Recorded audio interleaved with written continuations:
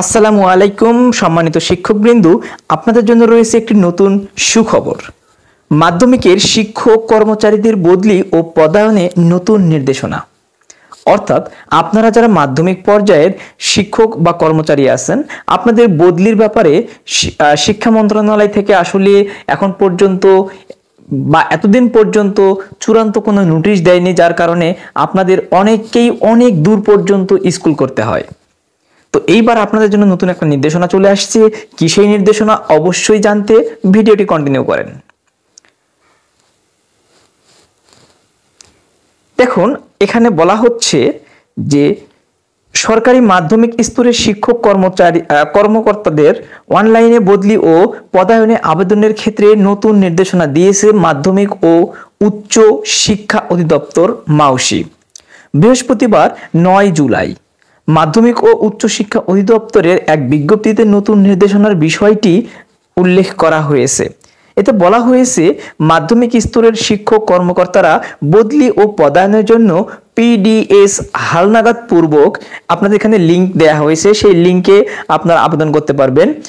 এই লিংকে PDS ID ও password ব্যবহার করে 13 জুলাই থেকে 31 জুলাই পর্যন্ত অনলাইনে আবেদন করতে পারবেন। তাহলে আপনাদের আবেদনের সময়সীমা হচ্ছে 13 জুলাই থেকে 31 জুলাই পর্যন্ত। মাধ্যমিক ও উচ্চ মাধ্যমিক শিক্ষা অধিদপ্তরের আওতাধীন বিদ্যালয় ও পরিদর্শন শাখায় কর্মরত শিক্ষক কর্মচারীদের বদলি ও পদায়নের জন্য 2024 সালের 31 জুলাই এই নীতিটি কার্যকর হয়। এই নীতিমালা বাস্তবায়নের জন্য একটি সফটওয়্যার তৈরি করা হয়েছে। এই সফটওয়্যারের মাধ্যমে সরকারি মাধ্যমিক স্তরে কর্মরত শিক্ষক কর্মকর্তাদের বদলি ও পদায়নের আবেদন করতে পারবেন। অনলাইনে আবেদন প্রক্রিয়া সহজ করার জন্য নির্দেশনাগুলো হলো, বদলি নীতিমালা অনুযায়ী 9 অঞ্চলে কর্মরত উপপরিচালক ও বিদ্যালয় পরিদর্শক পদগুলো বদলির ক্ষমতা শিক্ষা মন্ত্রণালয়ের হাতে ন্যস্ত।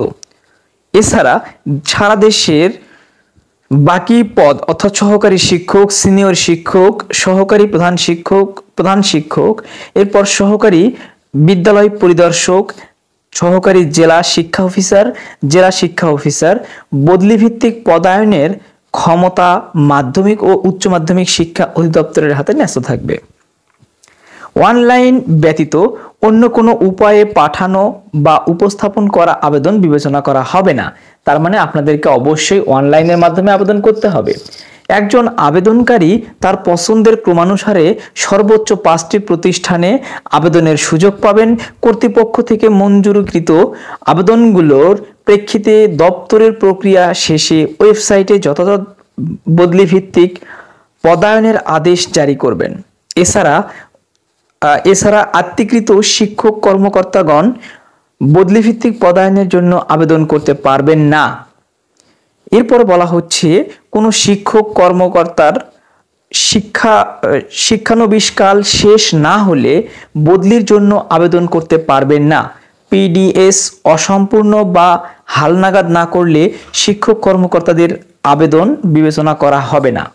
তো প্রিয় শিক্ষকগণ, আপনারা বুঝতে পারলেন যে আসলে আপনাদের বদলি ব্যাপারে কি নির্দেশনা দেয়া হয়েছে।